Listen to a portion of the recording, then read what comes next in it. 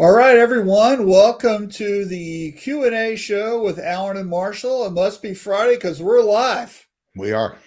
So, how you guys doing? I hope you're doing great. It's been a really fun week for me. And I don't, Alan, have you been traveling? Were you just hanging around your I house? have not. I saw a couple customers around. I'll be traveling next week. We got Impressions Atlantic City.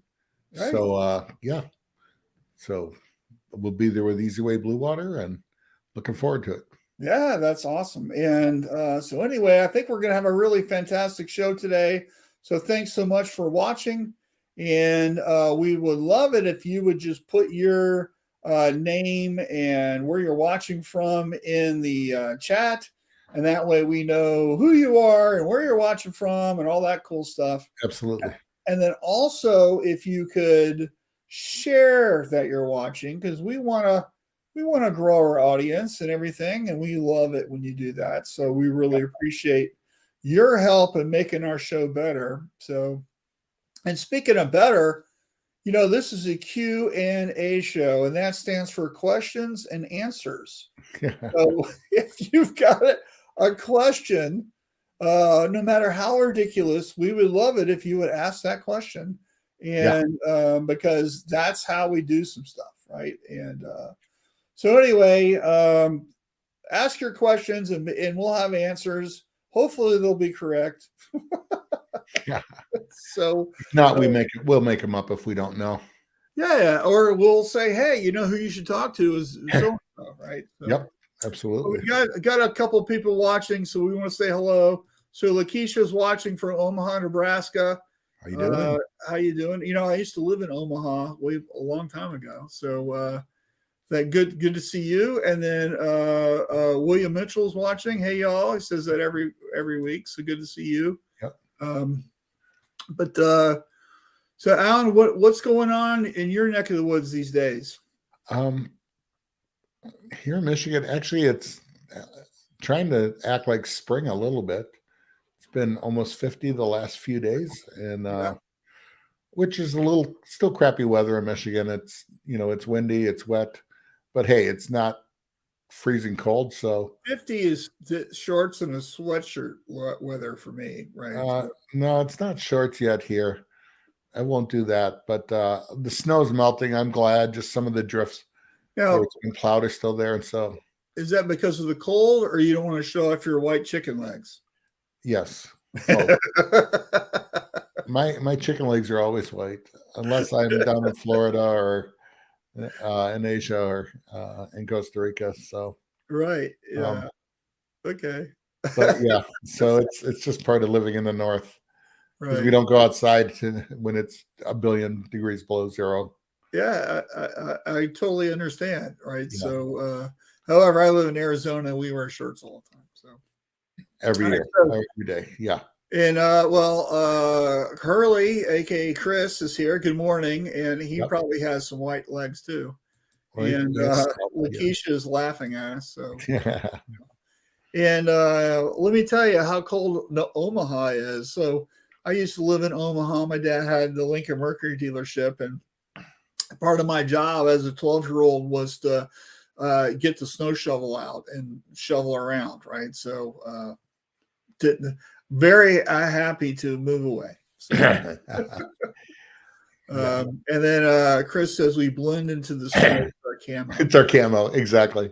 Yeah, right. That's great.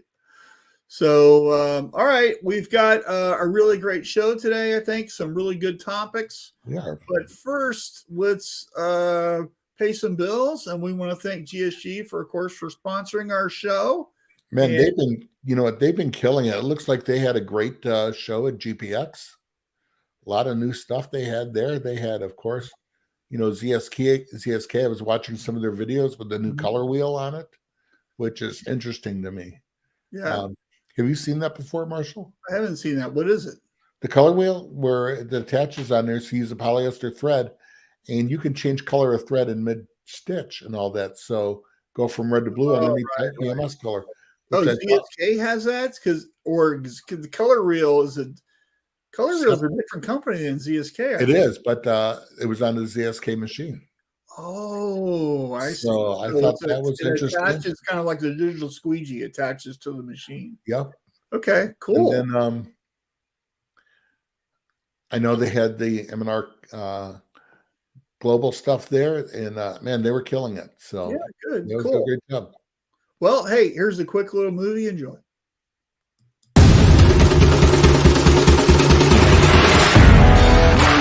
GSG, the combination of over half a century of knowledge with industry-leading technology and the customer at the center of everything that we do.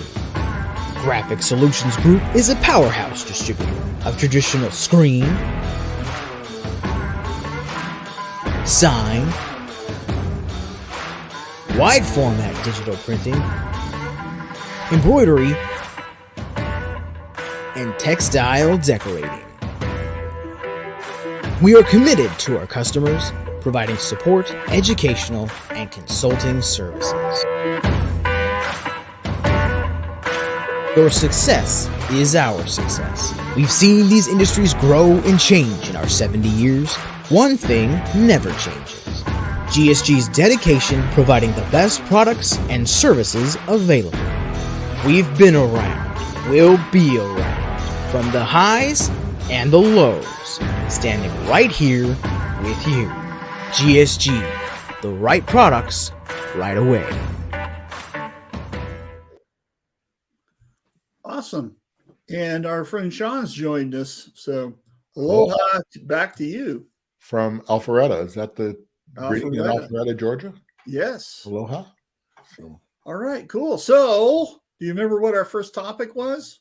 it is creating excitement, because we're always excited. Creating excitement. Okay, so I want to share a story, right? And I think this story could really, I want this to drive the discussion a little bit because it was such a cool thing. So my son Jack is home for spring break. He is a freshman in college, and so he's back in town. And so a long time ago, we bought tickets to the Milwaukee Bucks Phoenix Suns NBA game that was just this Tuesday.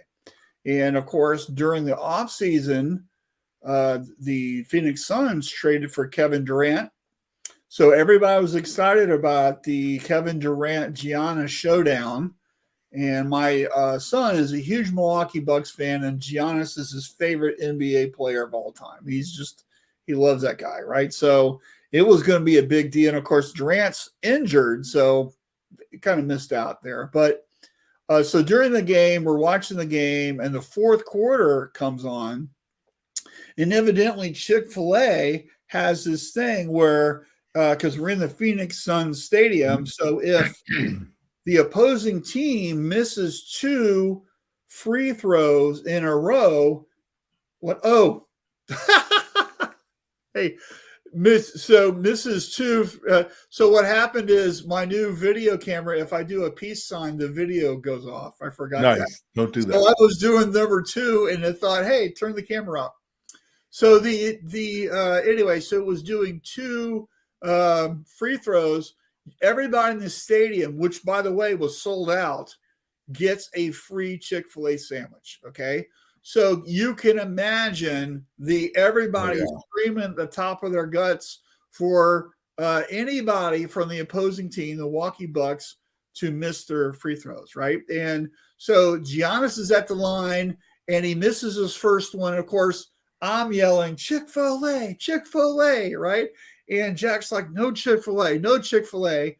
And so he makes this thing. And it happens like 2, 3, 4, 5 times. Mm-hmm. And finally, Giannis misses 2 in a row. And everybody in the whole stadium, and I don't know how many people go to a Suns game. I bet there's 20,000 something. Oh, at least 20, 30,000. All get a free Chick-fil-A sandwich. And the announcer comes on and says, hey, if you want to claim your sandwich, go to the Chick-fil-A app. And which my son is Chick-fil-A. Loves Chick-fil-A. He's got it on his phone. He immediately clicks, and it's already, because the app knows where he is because of geotagging, right. Knows he's at the stadium. He's got the free sandwich available to him anytime he wants it. So at the end of the day, even though he doesn't, he's not a Bucks, he's a Bucks fan and a Suns fan. His favorite player, Giannis, bought him a Chick-fil-A sandwich, right? So he loves it, right? It's amazing for him. Okay. So what I want to talk about is the fact that not only did Chick-fil-A create so much crazy excitement, but think about the cost of acquisition for people to use their app was basically a sandwich. What does it cost them to make a Chick-fil-A sandwich? I don't know. Nothing compared to when you just got in front of 20,000 people, 20 to 30,000 people, and say, hey, and figure even if 20% hit the app. Yeah. I mean, it's got to be incredible. Okay. And Chick-fil-A, by the way, I don't know if you've ever studied them, but they never have a coupon for money off. So it's either full price or free. That's their way of doing stuff, right? Yep. And so here is an excitement thing where they're generating excitement about their store. They get people talking about it.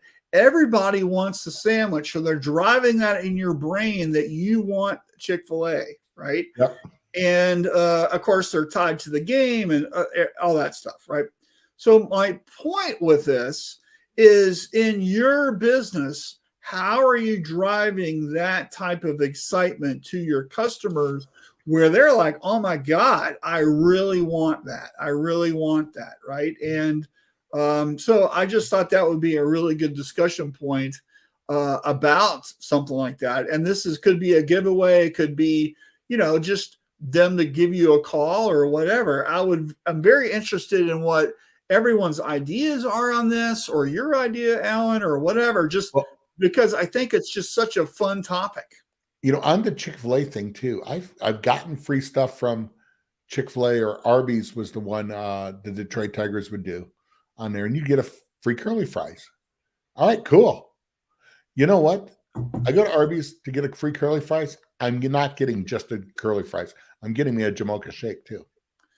Yeah. I am getting that. So everybody is going to go there and get that sandwich, and they're going to get something else too. Well, of course. So it pays for itself. But the idea, though, is that you're driving potential customers to you somehow. That's the thing. And so how are you driving customers to use your product, to use your service, to try your online store, to try something that you're doing? Maybe they're already a customer, maybe they're not a customer, but something like this, I think, really creates a lot of goodwill, and it creates a lot of, hey, I really want that. And so, what are you guys doing, right? I think that would be kind of a good topic here. So we'll have you guys to chat about maybe other things you've seen in your area, or maybe something that you do, And while we wait, we've got other people saying good morning. So we'll just give some shout outs. So Frank with SNS is here. Good to see you, buddy. Shane's here. Good morning. Good seeing you again. And Ray's here with Aviant. Hello. How you doing? Right. Hey, Ray, I got a technical question for Ray too. Ray, what is it? This was online, and there was it was a wedding question, and I of course, did I post on it? No, I don't post online. Hold on. Did you say a wedding question? A white ink question. Oh, sorry. And the guy was having, and I'm assuming the white was turning a little yellow. Oh, that was Tom Rowan. That was Tom Rowan. Yeah, it was printing on poly, right? Right. And they were a lot of thing. Of course, Tom didn't say any of the facts that we need to properly diagnose this, which is I didn't answer that mainly just because of that. Well, and I should have called Tom because he has a blue water machine. Yeah. So to me, it's the white ink turned yellow. It was on a navy or a blue poly shirt, right?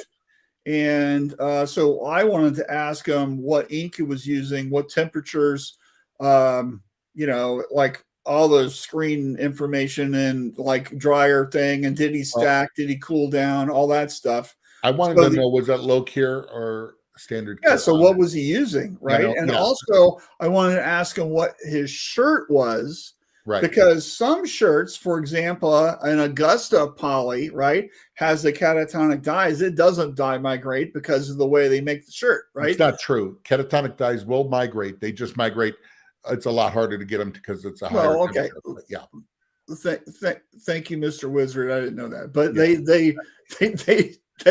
they have less trouble than like some no-name brand from Vietnam. We'll put it that way. Okay, so and I'm a big fan, by the way, of the performance white and performance gray. But that stuff is so thick, it's like printing with concrete. You really got to stir it up and get it going. There were three reasons on it without having any information that I thought of. Going, one, he could just be scorching ink a little bit. Yeah, it could be on there. Two, it could be dye migration, and it's just not that color profile of the dye coming through. That could be it. And I'm just wondering, Ray, could it be it's an optical brightener thing that's maybe coming through? So I don't know. Optical brightener usually has a blue tint. There are yellow optical brighteners too. Oh, really? Yes. I thought it was always like blue. Most of them are, but there have been a few with yellow. So okay. I don't know. So Ray, if you're still watching, we'd love to know your comments. So we got a couple. I actually wanted to call Ray on that, but those are things that make us go, huh? But I should have called Tom Rowan and said, all right.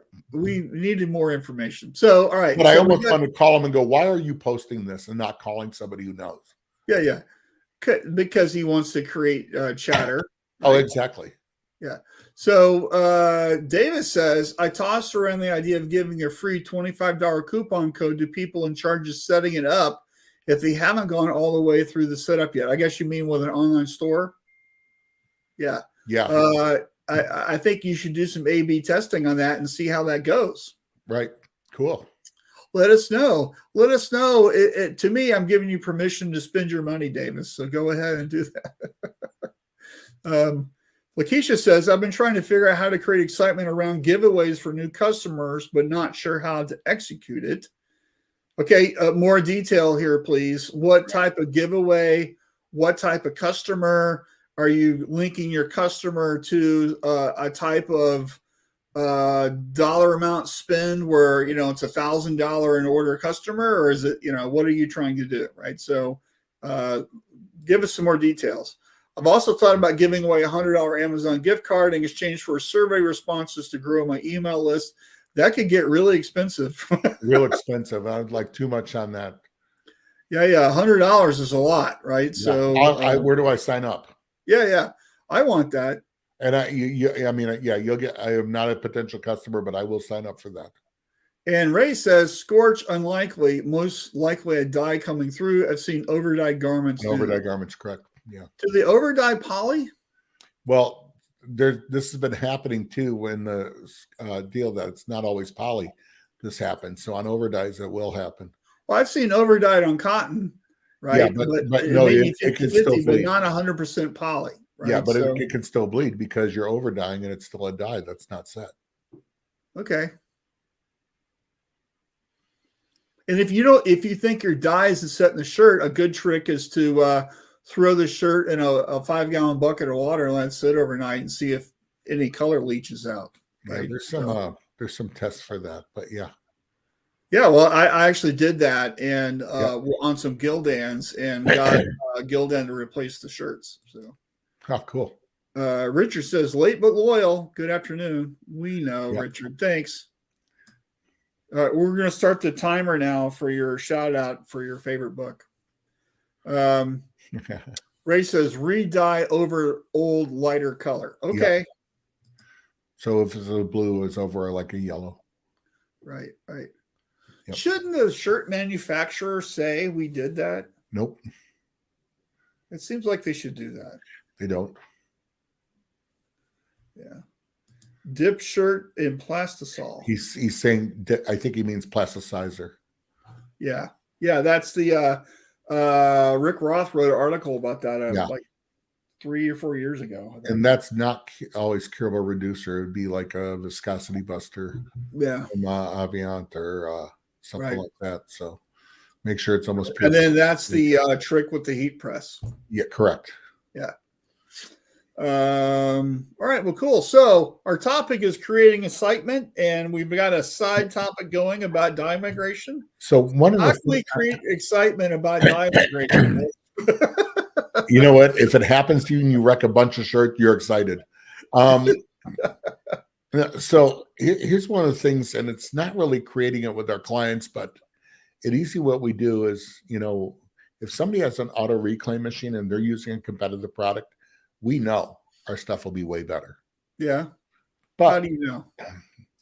Because we're Easy Way, and we know our competition, and we know. Yeah. But that doesn't. We just don't throw it out to everybody. Research is done. We know we can show it's there, so we want to just show them, and we will tell them. We will send in product. So you use like a taste test. How do you get people to actually use the product? Because I can tell you from a lot of suppliers that I've talked to, they'll send the sample in and then it never comes out of the box and gets used. We have no, it's not a sample because we're talking an auto reclaim machine, Marsha. You had to have it. We're talking 30 gallons of product. But here's the deal. It's scheduled. The machine has to be cleaned. If not, I'm going to end up cleaning it or with their maintenance guy making sure. And we're there on site. And we're running the trial. Hey, we'll do a taste test thing, but these are those hoops you got to jump through. Absolutely. Right. And 9 out of 10 times we win. Mm-hmm. So I have a big one the beginning of April, and I'm not going to say who the client is because this is a big one for one of our competitors, and I want it to go away. Yeah, well, good. Well, good luck with that. I think you told me about that privately. So. 2 years in the making. Yeah. Well, so that's stick with itness for your sales right there. So. Yep. And you know what? I had to do the deal, Marshall. We were talking about sometimes we had a meeting at Long Beach, and this stuff from Shirt Lab we learned. And we had the meeting at Long Beach and decided, yes, let's do this. They agreed. And getting it scheduled, it was tough to get them to respond to an email or phone call. So specifically, what did you learn at Shirt Lab? I want to throw. So at Shirt Lab, what we did is on the email, I couldn't get them to respond yet. You didn't know if they were ghosting you. We had this verbal on there.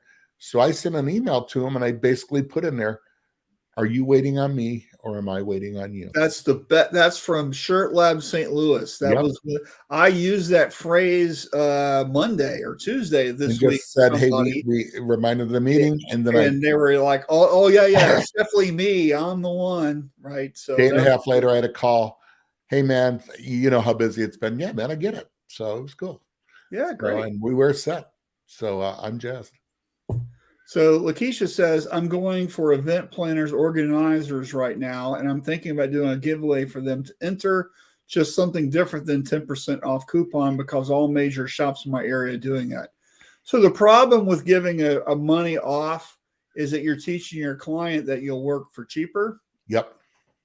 I would rather see you do a free sample or a product or a free demo or something that demonstrates what you do rather than you work for cheaper, right? Okay. So I totally understand you're wanting to do a giveaway, right? And that type of stuff. So if you're watching and you guys do stuff for event planners or organizers, is there anything that you could recommend for Lakeisha that maybe she should try? Maybe that's something we can throw out to the crowd here. Absolutely. Charles is here. How's it going from New Mexico? Good seeing you. And I would imagine, and I'm not as familiar with the event planning market, but I would imagine that would be almost like promo and stuff like that, where you got to be careful because these people are getting quotes and stuff, and they will almost leave you on a dime. So, well, I think for an event planner, let's talk about that. So, an event planner, right? What are they planning? They're probably planning a trade show. They're planning a wedding. They're planning family reunion. They're planning vacations. I don't know what these people plan, right? But the shirt, right, is going to be the memory that's associated with that event, right? Yep. So how we do things, or how we our value is the fact that after the event, this is going to be the number one thing that everybody remembers. So when I put that shirt on, I'm instantly remembering the Hawaii trip, or when we went to Disney, or the that really fun bachelorette party, or whatever, right? Yep. So that's going to be the key to that, right? And what you want to do is make it easy for the event planner to work with you, so it's less friction. So do you have like, maybe instead of a giveaway, maybe you talk about your process and how you can help, and how your turn times, and your creativeness and delivery, and like those things, and how you can help them make money, right? Maybe you have you can create an online store for their event, and maybe you can also sell them other things than shirts, like the tumbler or the whatever, right? And so just brainstorming here, I would be looking at that a little bit, and so instead of like a giveaway, maybe it's just a little short video you can do about what's going on, and then throw it their way, that kind of, here's how I can help you make more money, kind of a thing. I'm big into doing videos. I think video is a really great way of doing that, right? And I think if you're going to a gift planner, if you know their market that they go after, too, this is where a gift box kind of works. If you have individual specific items for their niche market too, this could be real cool, especially if it's stuff in there, the one that they'll use. But so Richard has a different take. So do something that brings clients to the event planner. Know all the events in your area and be a connector for your community. Again, this is just fantastic. That's incredible advice here, which is about, being part of the community, and driving business that way, right? Yep. So I love that idea. Thanks, Richard. Yeah, that's gold. Yeah, good. So, all right. So if you've got any other ideas for Lakeisha, or you want to comment about dye migration, throw those in. In the meantime, let's get to our next question, which is, what does big mean? Yep. Right. And so, Alan, let's talk about this a little bit. What does big mean? Well, big is, you tell me, what does big mean? So I had a conversation with a client a couple of days ago, and they were talking about acting like, in putting on a persona. They're growing their business. These are two young guys, took over the business from their mom. They're doing great, a lot of great things. But we were talking about, we don't want to act bigger than we really are. And that conversation came, what does big mean? Yeah. What is it? It's okay to say big, look professional. I don't care that you're in tiny little town, Michigan, one automatic. You can be very professional and give that persona, but you have to do it and all that. You can, it's very easy to have the website and put on like you're a multi-million-dollar company. That's fine. But you have to have substance behind it. But what does big mean? Are you trying to be IBM? Are you trying to be big profit? Are you trying to be big on social media? You want to be big on social media.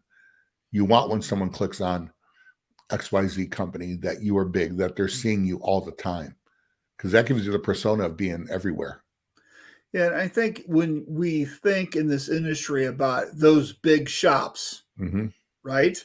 I think people think about somebody that's got just a massive facility with dozens of autos, or hundreds of heads of embroidery, hundreds of employees. That, to me, that's big, right? And when I think of big shops, I don't think of people that have 5 or 6 autos. To me, isn't a big shop, right? And but for somebody who has a manual in a garage, it is, right? So I think it's how you look at things, right? And it's also where you are in your career and your journey. And I can tell you, feeding all of that becomes very problematic, right? When you have a large facility with lots of people, lots of equipment, whatever, you're constantly under the gun for sales. Right? Yeah, and feeding it profitably becomes an issue. Feeding it properly becomes a problem, So right? And if you talk to a lot of the shop owners that have all that, they yearn for the days when they only had 1 or 2 autos. Yep, absolutely. Right. When life was much simpler. So we always remember the biggest shops that are gone now. Huge, massive. Yeah. Well, typically why are they out of business is because they ran out of money. Yep, exactly. It wasn't because they weren't busy. Yep. A lot of it was cash flow, right? Yep, it's exactly it.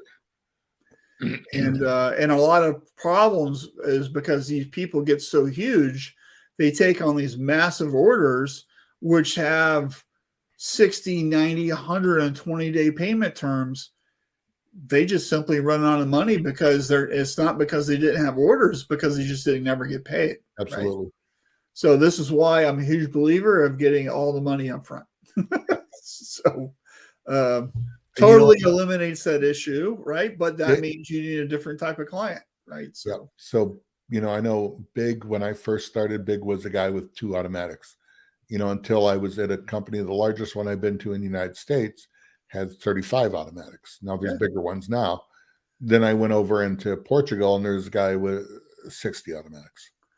Okay. Yeah. And then we know Mark Gervais, who ran a shop in China, who had a million. Yeah. I don't even know how big. It was just unreal. Well, they were printing a million shirts a day. Yeah, right? Exactly. Automated and by hand. So yeah, right. So crazy. Yeah. So there's always a bigger fish, right? So I think instead of focusing on how big you are, I want you to focus on how profitable you are, right? Or can you have big presence? So like the idea that you're growing for the sake of growth isn't always a good idea. Right. I don't think. Right. So I think, Marshall, you can have big presence in your community, in your market. You want big presence. We talked last week about being present, and you want big presence on there. You want big marketing on there. Yeah. You want people to be confident that you might be a small shop, but you don't have to act like it. Right. You might only be a few years old, but you don't have to act like it. Be professional, be big professional. Right. Put on the big boy pants. And I think a lot of people focus on square footage of the shop, how many autos, how many heads of embroidery, right? I would much rather you focus on customer satisfaction, your net profit, those type of things, the outcomes, the end results of things. I think I'm a process guy. That's what I focus on. I think if you look at that from that standpoint, correct, I think you'll realize, where you are, and it's the expectations you have on that, right? So like, what is a good number, right? And from a revenue standpoint, that's a lot of people focus on their sales, but I want you to focus on your gross and net profit, right? Absolutely. And then also the impact you're making, right? Do you give back to the community? Do you provide a service? Do you, like one of the shops that I coach is in New York, Spectrum.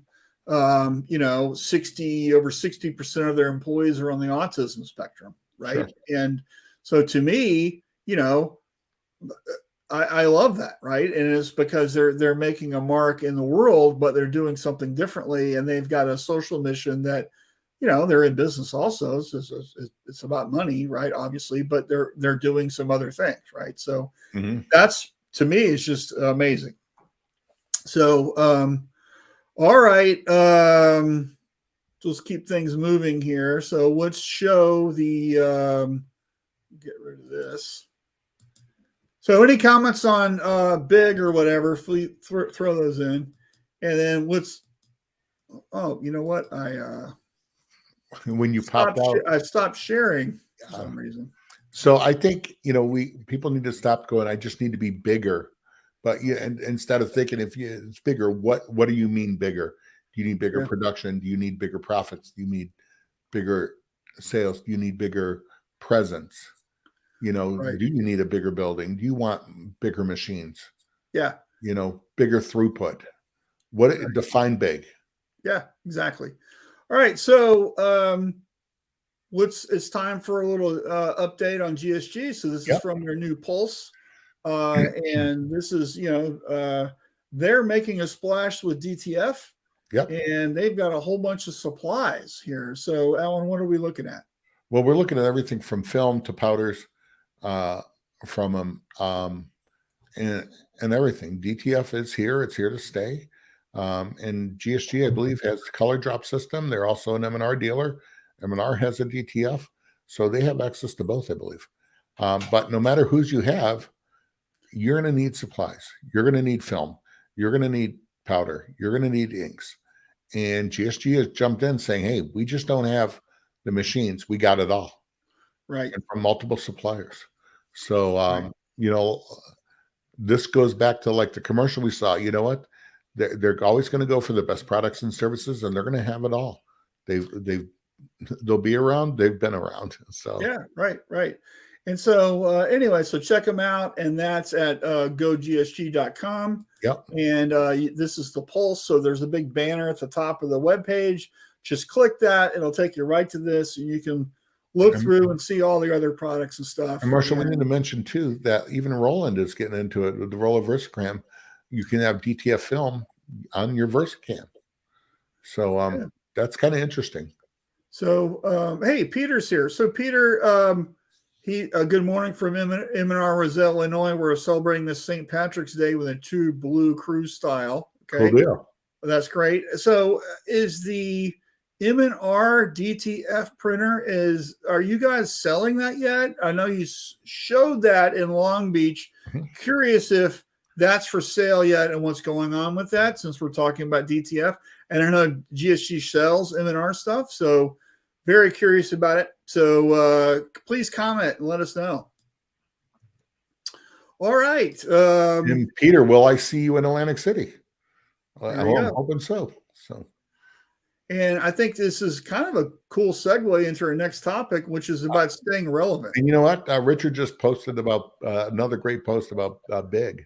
About Big. I challenge you to squeeze more productivity out of your existing system. Read the book, The Goal. All right. Right. I love that book. The Theory of Constraints. Exactly. I read that book at least once a year just to like re-put the info in my brain. Yeah. So let's talk about staying relevant. Okay. So what does relevancy mean to you, Alan? Relevant means with the time at the moment on there and beyond. When I say being relevant is that things are always changing and your customers are always going to be changing. You need to stay up ahead of them and be bringing them and pulling them along on there. So you better be the forward thinker, the mover, the shaker. So part of my job on staying relevant, and the older I get it, the harder it is because there's so much going on. We're always learning about DTF. We're always learning about what's the latest and greatest process and what's going on, not just in my area, but globally. And, part of my value is not because easy way is the easiest way on chemicals and works great, and it does. But part of my value is, I can bring stuff to clients and say, hey, have you looked at this? We're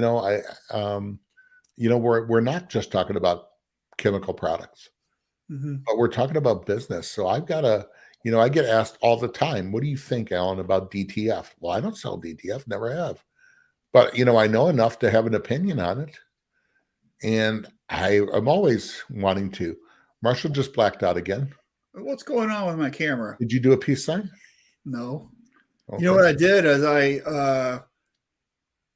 I was leaning on my head, right? I need to turn that setting off. Hold on. Yes, you need to. So how can you keep talking while I figure out how to use it. So then there's other things on staying relevant. How do you expand your business staying relevant? Marshall, we just talked about before going live on some stuff with ChatGPT. Right. And, are you staying relevant to work smarter, not harder on there? Yeah, right. Are you being relevant with what's going on in AI? Are you being relevant? And I know in the screen sector where I live, are you being relevant with upgrading your equipment, your processes, instead of just saying, this is how we've always done it. Sure. And you've got to be looking on that. Are you looking for the newer products? So every year there's going to be, SNS comes out with, and everybody comes out with new garments. Yeah. And they will help you on what to do.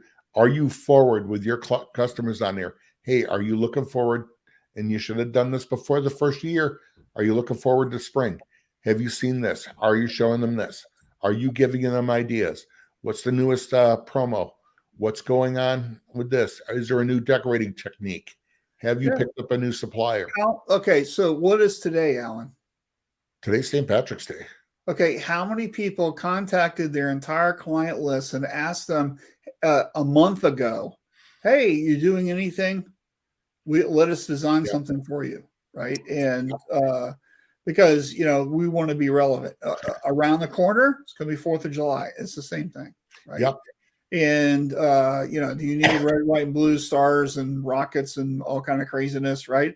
And one of the discussions I have a lot sometimes is with about Old Navy. Mm-hmm. So you think about you go to a picnic or a fireworks show in America, and I guarantee you about 20% at least of the crowd is wearing an Old Navy flag shirt. They bought at Old Navy for $5. Yep. Okay. So why does Old Navy do that? Is because they want to make less money? I go, no, they see that as a marketing thing, right? Yep. For them, that $5 shirt is just the same as a billboard, right? Yep, absolutely. So think about using that same idea with your local bar or other things. I know a lot of these folks, they're trying to make money with that, but maybe they have one of their shirts that's just simply a marketing thing where they give it away or they sell it for $5 or a cost or something. So their name is just everywhere because everybody has that shirt. Mm-hmm. I think that can, and when you think about also, to me, relevancy is about being trendy. It's about staying on top of stuff. It's about really knowing, it's not just we're a screen printer, but sometimes it's the decoration location, it's the size of the decoration, it's the color, it's the kind of the flavor, and if you think about our industry, we've seen, the Affliction style, the Ed Hardy style, right. All the different ways that people are doing things. Yeah. And that carries over into other types of ads, and think about, being relevant with your market, right? And so what do people want? They want to emulate the brands they like, right? Yep. So you can do let's say you're doing sports stuff. Can you do a Nike style or an Under Armour style shirt? Okay. Well, that might mean if you're doing Under Armour style, that might mean we're going to do a one color center chest silicone ink thing because Under Armour does it all the time, right? Yep, absolutely. You can do that for your local high school, right? Yep. And so it's really about, to me, relevancy is about connecting those dots for your customers and understanding what they want. And you need to really be talking with them all the time, right? Absolutely. So, and Lakeisha says that peace sign thing is a weird setting. I totally agree, but this is it's the latest webcam stuff. So this webcam it's a crazy webcam. And so it's just me trying to goof around with it more than anything, right? So it's got other crazy settings too. So not just that one. So these are the things where Marshall gets, and then he calls me and goes, hey, check this out. In the evening, because it's evening for me. He's playing in his office. Yeah. So I got 3 hours behind time. So let's stay relevant, right? So I've got another a setting here where I can do face lock, right? Where I can move and it follows me, right? Which I've been told is very distracting. So get a little motion sickness. Yeah. So I could just, whatever, and it's just centering on my face, right? It's got other cool stuff. Also, where I won't go into all in it, but it's just I'm not as relevant. I'm using better equipment to stay relevant. right? I do a lot of video work. I upgrade my video camera to the latest stuff, right? That's kind of how I'm staying relevant, is by using better tools, right? Yep. So you could do this also with the tools that you use for whatever you do. Absolutely. Right? So just a thought, right? All right. Any other thoughts on that? Well, we were talking about staying relevant. You mentioned St. Patrick's Day, and perfect timing would have been a month and a half, 2 months ago, to all your corporate clients, because they all want to keep their corporations and their community or their people all on the same page as a team. And Peter just said, how are they doing? They're celebrating St. Patrick's Day in true Blue Crew style, and I guarantee there's something been printed for St. Patrick's Day, if I know M&R there, that they're wearing at times. And this would have been a perfect time for you to go to all your corporate clients and saying, what are you doing for St. Patrick's Day for team building? Whether it be a hat, a shirt, a tumbler, something like that. Think about, they're obviously not the green press, they're the blue press, right? Absolutely. So you could do a royal blue shirt, and you could have a this is my lucky M&R shirt with a green shamrock on it. Right? Absolutely. Like Notre Dame is, they have blue with green shamrocks all day long, right? Yep. So you could just take a clue, rip something off from them, and R&D stands for rip off and duplicate, right? So you can be inspired by other people and do something, right? So right. Anyway, hey, Brian says, hey, Brian, good to see you. I'm huge here at 4,000 square foot with my manual press, single head embroidery, 54-inch banner printer in my 11,000 population county with 5 screen printers. And you have a dip tank also, Brian. Yeah. Well, everybody loves Brian, right? And I think it's because he does things better, right? And you can have competition. I love competition. It's no problem to be have competition. I think it's like, what are you doing that nobody else can do, right? That's the thing, right? Everybody in this, there's always competition. There's always another garment decorator, right? But can they touch what you put out? Yep. Right? Can they touch your creativity or turn times or how you do business or how you help people or how you're better than them in other ways, right? So that's what really matters, right? And also, how are you on, because this is our topic here, how are you on staying relevant to what your customers' needs are? Are you constantly talking with them, right? Zoom calls are great. I love Zoom calls. I love video calls because I can have a face-to-face conversation with somebody without actually getting in the car or on an airplane. Yep. This week I had calls in several countries. I didn't have to go. Yep. So they were Zoom calls, right? That's how you do it, right? And and we're discussing relevant topics, right? Frankly, we were discussing artificial intelligence. That's what the calls were about, right? So that's the topic du jour right now, everywhere, right? Is the craziness that's going on that nobody understands, right? All right. We got about 12 minutes left. Last topic today is we're winding up Q1, fixing to head into Q2. So how'd you do, right? So are you happy with your Q1 results? Not happy with it? Is kind of okay? Are you in the black, still in the red? A lot of people lose money in Q1. Very curious how everybody did. And then, of course, Q2 is right here. Q2 is usually the money maker, right? What are your goals? What are you doing? How is Q1 feeding into Q2? Do you have the momentum going? Would love for you guys to share your journey a little bit. Maybe not all the specific details, but just what are you guys doing? How do you feel about it? What's going on? Share that kind of stuff, right? So while we're waiting, what's going on with you, Alan? How's your Q1 moving into Q2? Well, I just looked when you said that just to get an up to date on it, and I'm a little behind from last year. This was a rough quarter. Things really slowed down a little bit, but it's not awful. I'm about 0.8%. It's saying behind, so it's not awful Yeah. on there. And that could be, I work for manufacturers, so a lot of times it's on how dealers and all that suppliers get product in and it's billed. So that could be 0.8%, that could be a cycle too on it. So, but it's, I'm not killing it right now. And so I've got to think Q2 and going, what are we going to do? So when you're not meeting your goals, does that motivate you to like dig in your heels a little bit and want to swing for some more fences? I mean, and do some bigger things? How does that work for your sales psychology? It does. I hate to say it. I'm not one. I watch numbers in the big macro.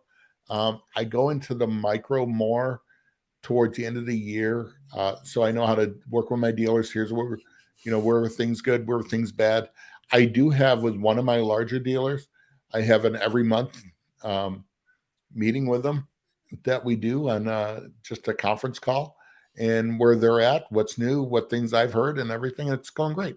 But for me, it does motivate some going, okay, I knew this, and we knew this was going to be a little bit of I don't want to say a down year, but the last couple of years, we were just killing it right out of COVID. We were killing it. And we thought this might just be a little bit, I don't want to say rougher, just not as easy a year. So I'm pretty happy where we are. So I don't get all in a twist over it, but I don't stand pat. As I said, I have a very large, I start going, who are my goals? Who are my big dream goals? And what am I doing to hit those, to work those? And we start doing that. And that's where, it's starting to pay off. Yeah. So I'm a big believer in, if you want more sales, you need to have more sales activities. Yep. Whether that's you as a person doing it, or you've got some automation, or you've got other sales, you got salespeople that work for you, right? That's what's really going to make a difference in your company. Yep. And a lot of times I'm talking with people and they're like complaining about how their sales are down or whatever. I'm like, well, tell me what you did today or yesterday for sales. And then they go, well, we didn't really do anything.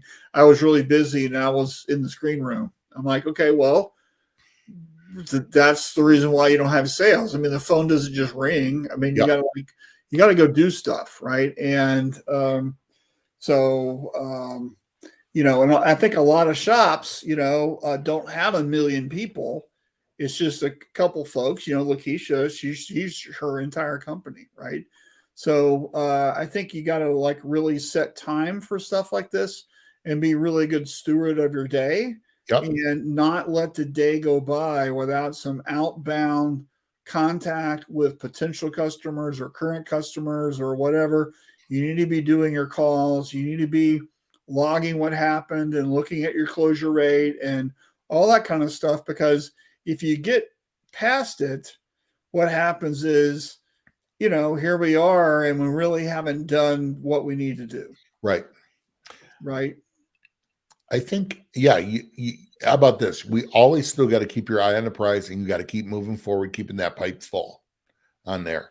And sometimes it's changes some things up. And you know what, Marshall, I know you and I always, we sit here and we act like we know what we're doing. Things get slow, things get tough. And you know what? There are things I'm going, I just don't want to call. I'm tired of being told no. Yeah. It does happen. And then you just got to put on the big boy pants and do it.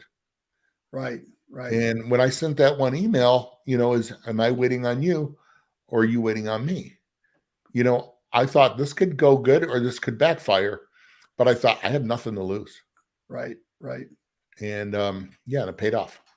Now, good. Sometimes they don't. Now, I also want to tell Peter and M&R, congratulations. They installed their 300th Cobra press. Oh. And that was at a shop called I saw that post. Yep, at Alluvian in DuPont, Illinois. I was there this year. Alluvian is a big company. I couldn't get in there. That was through one of my dealers said, hey, we have an opportunity. Let's go. I'm on a plane then. Right. Yeah. And what a great company. But, that was one I wanted to get in. They're using a competitive product. We had great a great meeting there.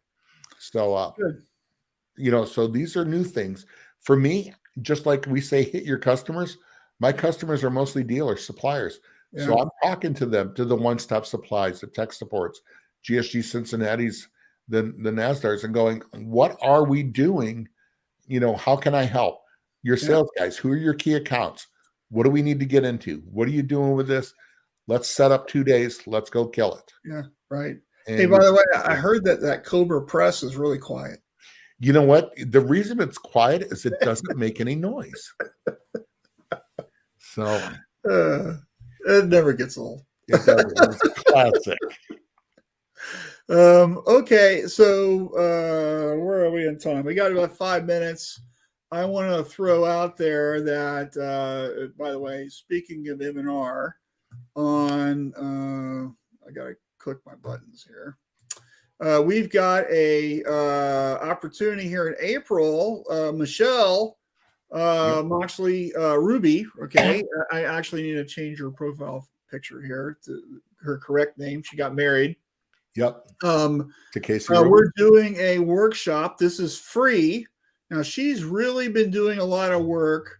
She's the director of innovation for M&R. She's been doing a lot of work using Midjourney and probably some other programs. But we're having a workshop on April the 6th. And she's going to be leading the charge, showing everybody that some tricks using Midjourney to not only just create the art, but how are we getting that set up and workable for what we do in the decorated apparel space, right? So this is going to be on April the 6th, 4 o'clock Eastern time. So wherever you are, take note of that. Yep. It's absolutely free. So you just go to Eventbrite, look up Shirt Lab Workshop. You'll see it. Reserve your spot. And of course, if you can't make it, there's no cost to you. But let's say you sign up and something comes up. If you're in that email list, I will send you the video later, right? So even if you can't go, I think it's really good to take advantage of the workshop. I think this is going to be a fascinating video. I've been playing around with Midjourney. It's like my favorite hobby right now. I think is goofing off with the AI stuff, just because it's so fascinating and I don't know anything about it. And the only way for me to learn is to make a bunch of mistakes, right? And I didn't get the result I want. Okay, let's change something, right? I think that's really important. But Michelle, I'm sure she's made a ton of mistakes, and that's how she knows this stuff. Is she's put in the work. So you can save yourself a lot of time and effort by listening to people who've already been further down the road than you and say, hey, let's skip to step 27. Here's what you need to know. Okay. So, and I know, Alan, you don't know anything about this stuff. You should be attending this workshop. I should be attending it. So anyway, would love to see you guys there. And by the way, Shirt Lab wants to thank M&R for sponsoring us and allowing Michelle to hang out with us and do some stuff. So huge fan of theirs. And thank you so much for making stuff like this happen by sponsoring our effort. So GSG is a sponsor also. GSG is a sponsor. We got a lot of sponsors. I should throw the sponsor logo thing up here. I don't have that graphic set up, so it won't be today. maybe next week, right? But anyway, just want to kind of throw that out there. So, all right, where are we? We're winding up. We got about a couple minutes left. We'd love any last minute questions or comments on anything. Throw them in the chat. We'd love to help you before we go. Impressions, Atlantic City next week. If you're going, send me an email, send me a text. Let's get together for coffee. Let's have breakfast. When are you flying in, Alan? I am flying in Wednesday. I will be there Wednesday for setup. And Wednesday afternoon? Yes. So Wednesday night, you could do somebody for dinner, right? And then meet for breakfast Thursday morning, whatever. And then I think Thursday you're leaving morning Friday, and Friday morning. I am leaving Friday night, going back to Philadelphia. I fly out Saturday morning. So I get to miss the last day of the show. But yeah, good. Richard will be there. Oh, good, Richard. I didn't know you were going to be there. So awesome. Good. Great. All right. Some questions. So recommendations for marketing books. Okay. My number one favorite marketing book is The Marketing Rebellion by Mark Schaefer. He actually, so Lakeisha, you're in Tribe. He did a workshop last year for us on marketing, and we talked about that book. It was The Cumulative Advantage, which is about building marketing momentum. He's got a new book. I'm almost finished with it right now, which is about marketing in communities and building communities. But The Marketing Rebellion by far is my favorite marketing book. Anything by Seth Godin, I think a really great book that for his is probably Purple Cow, which is really about how you distinguish yourself and separate yourself as a business or a brand or whatever. So that's a really great book. Those two, I would start there. I'm sure other people have their favorite marketing books. I'm sure Richard's got a huge long list. But to me, it's anything about, for marketing, to me, it's about separating yourself from everybody else. And for me, marketing is all about creating customers, not just shouting from the rooftop, here's what I do, right? Yep. We want to create customers. That's what marketing is about, is creating customers, and you need to be able to link that, right? So that's kind of, and I like the Marketing Rebellion book, by the way, because Mark is talking about doing things differently than it's been done before. And there's a change in how people need to market, and not everybody really understands that. And that's really a good book to start with, right? So, all right. And coming up. see you in AC. Frank says, great show. Have a great weekend. Hey, Glenn's here. Been playing with AI. I knew he was working. Very cool. Yep. Brian says .com Secrets, The Ultimate Sales Machine, Dream 100. All those are really, really great books. Yep.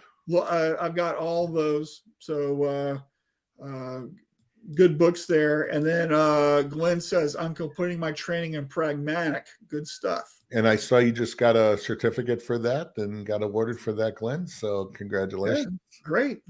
Yeah. So, awesome stuff. All right, cool. So, hey, thanks everyone for watching our show. And if you're watching this as a recording, because I know a lot of people do that, we would love it if you would list that, hey, I'm watching the recording or something. I know this is the end of the show and you probably logged off already, but just anyway, put that in there that you did it, and also listen to our podcast, which is available on all the podcast channels. Yep.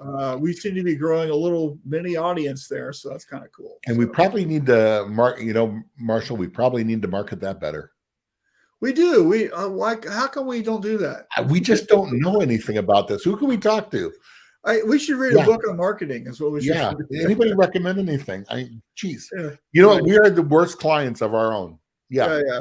We're here to tell you how to help you do better. We just don't do it. Yeah. What's the phrase? The cobbler's son is always barefoot, right? So yeah, exactly. So yeah. All right. Well, hey, you guys have a fantastic weekend, and we'll talk to you later. Talk to everybody later.